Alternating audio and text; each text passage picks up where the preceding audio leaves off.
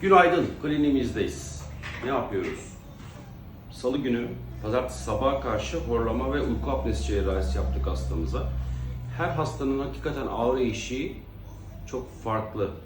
Endoskopik sinüs cerrahisiyle beraber yaptık. Sinüslerini de açtık, biraz daha genişlettik deliklerini.